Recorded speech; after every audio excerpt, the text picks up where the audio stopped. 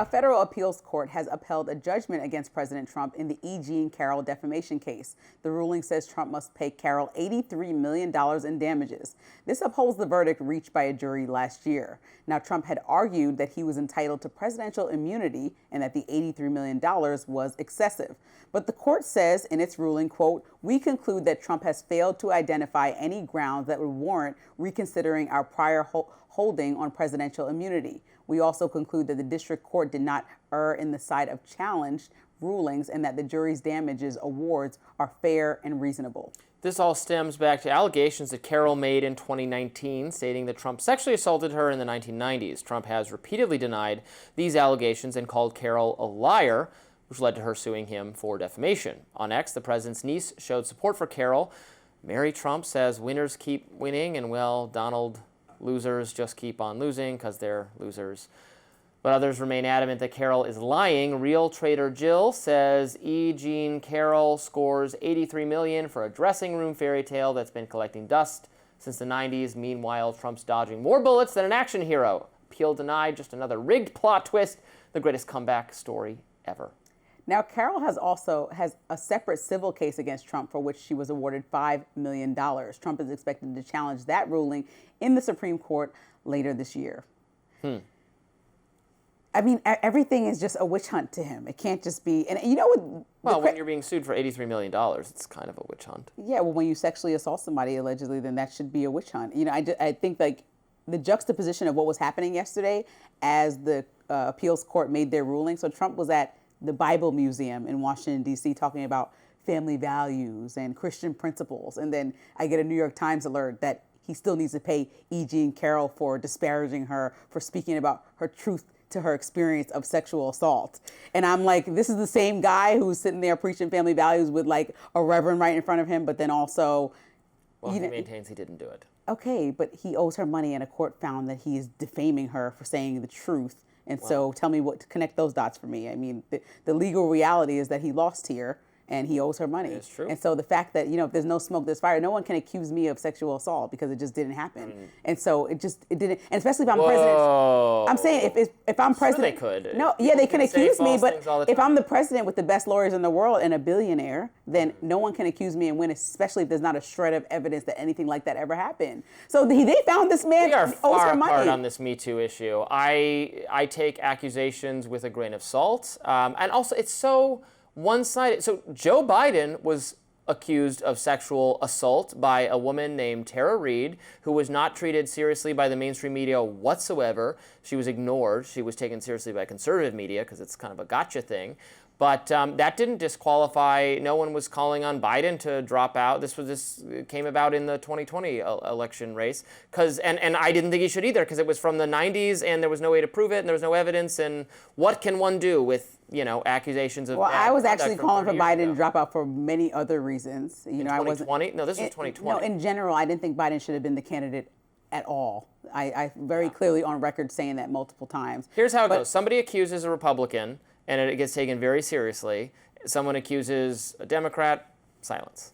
No, I would have to see countless examples of that. Kavanaugh, remember Kavanaugh?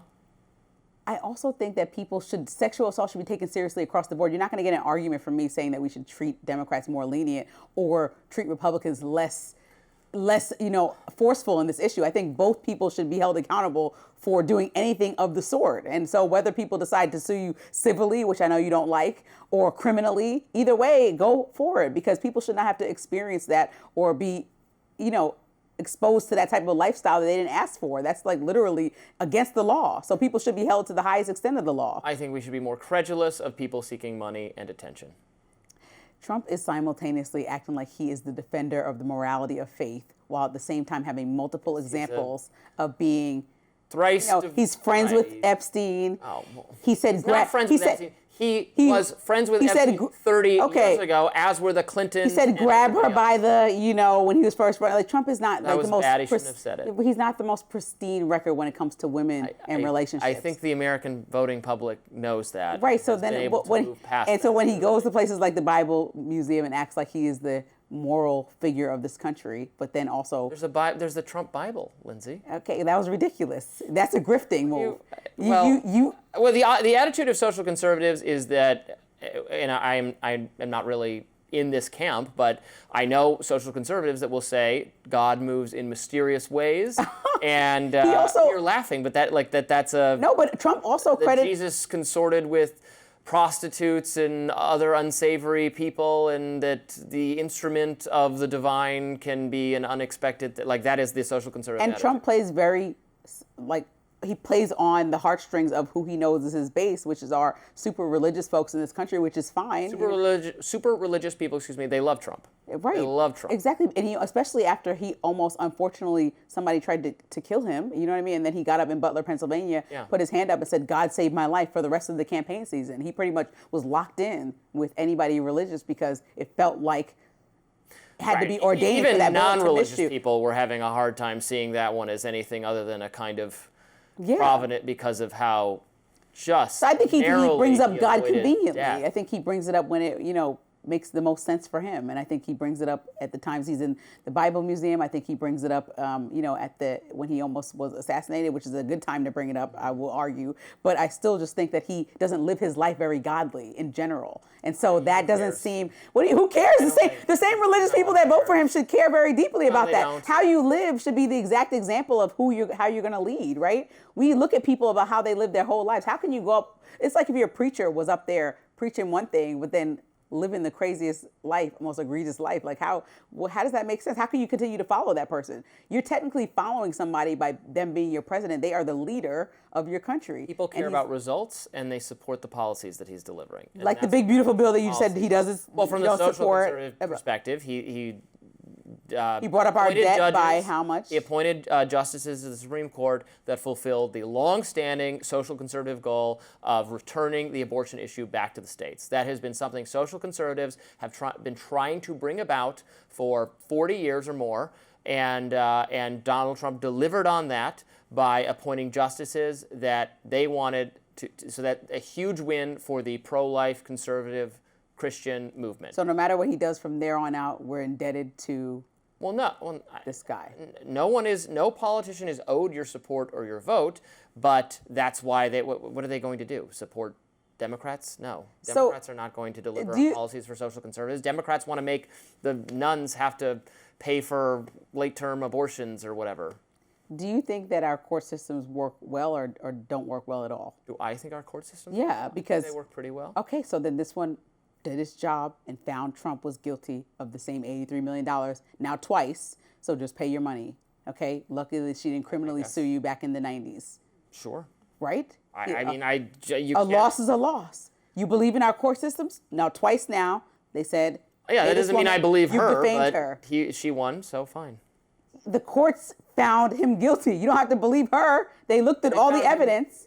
Right. They said that of defaming. When he said that she was lying about it. Meaning that she wasn't lying, right? Like this is like jargon to say he defamed her for bringing up sexual assault allegations. Am I allowed to say I don't necessarily believe her, or am I going to not if you believe the courts? In prison? Not if you believe the courts. They did their job. Daring to voice some skepticism of this claim. You can't be skeptical of just any. No, I'm always skeptical. The two stories we talked about women every single time. No, the two stories where we talked about women where you were skeptical. Be skeptical of that study we just talked about conservative men wanting families at 21 years old. Be skeptical about that. People told us. Be skeptical about that. Don't be skeptical about women saying that they have survived sexual assault. That is lower. That's lower stakes. So fine. I guess I'm skeptical of what people. I am actually skeptical of what people, by the way, tell pollsters and how it clashes with what they actually think.